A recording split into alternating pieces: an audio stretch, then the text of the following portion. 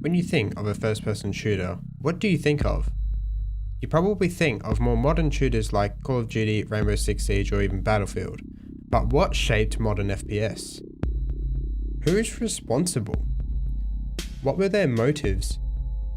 How did this change the industry?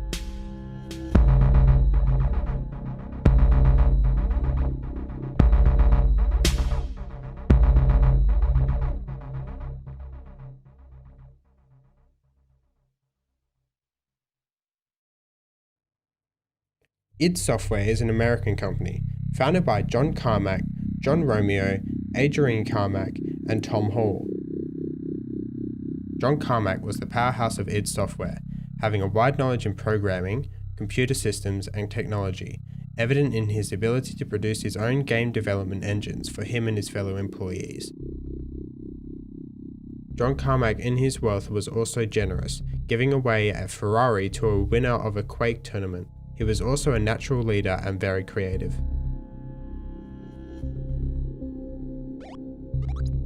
id Software in its early days were praised for their technical prowess and originality, originally working under soft disk. The games were family friendly and very successful. id Software was responsible for a massive amount of classic and successful PC titles. Realizing their potential, they decided to split from soft disk. Their talent, in demand, and in 1991, id Software was born.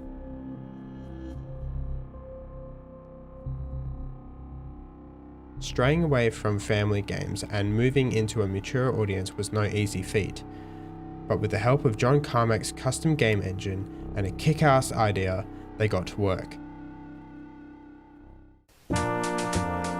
Wolfenstein 3D.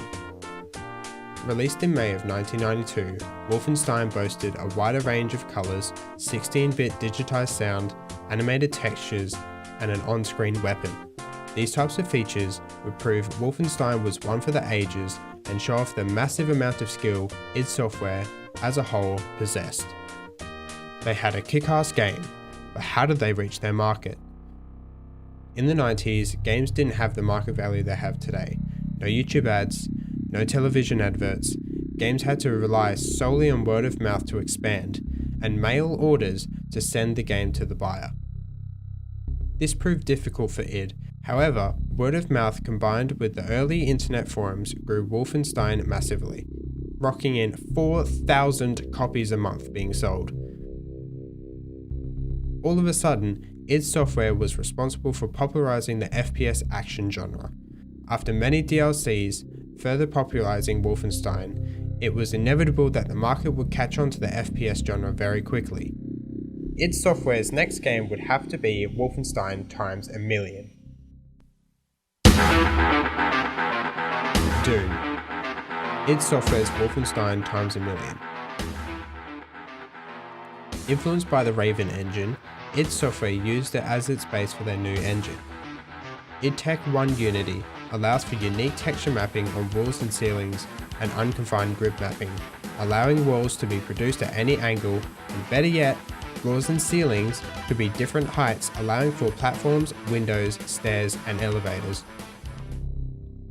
John Carmack's belief in open source engines would release id's engines a couple months after the release of their current game. John Carmack was also quoted saying that patented engines were the equivalent to robbery. As a result, Doom required some of the best computer hardware to run, and people loved it. By the time of Doom's release, more ways for game developers to advertise their games became much easier. The rise of the internet allowed for video game forums and blogs where people could discuss upcoming games as well as the current games. But if the internet wasn't your fancy, you could always pick up a copy from your local video game magazine and keep tabs on the game that you heard about through word of mouth. id Software's hard jump from Hail Hitler to Hail Satan was a controversial leap forward. They were certainly pushing their luck. Wolfenstein was easy to defend. You're William B.J. Blachowicz, a US Marine captured by the Dread Nazis who have to clear room after room, slaughtering them with any weapon you have on you. It was action movie stuff, the same stuff you'd see in movies. Besides, who would dare defend the slaughter of the greatest enemy of the 20th century? However, in the case of Doom, it was hard to defend Satanism. Many people try to end Doom by complaining about its graphic violence and its satanic nature. Doom fans defended Doom, saying it was sending a very anti-demonic message. The defense is very accurate. In Doom, you're a fictional UAC soldier. Your name, not important. The demons, cause, also not important. You're there to kill demons, that is all.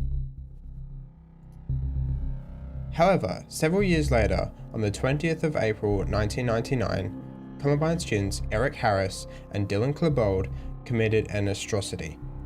After the events of Columbine High shooting, an investigation was started. The investigation's prime focus was on why they did the shooting. Many things were to blame.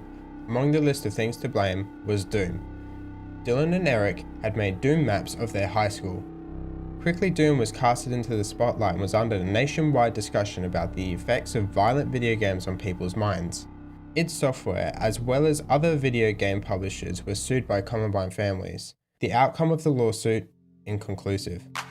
So, are graphic games like Doom and Wolfenstein to blame for real-life violence? Will we ever have another game quite as revolutionary as the two? And how do modern video games stack up to the pure awesomeness of Doom and Wolfenstein 3D?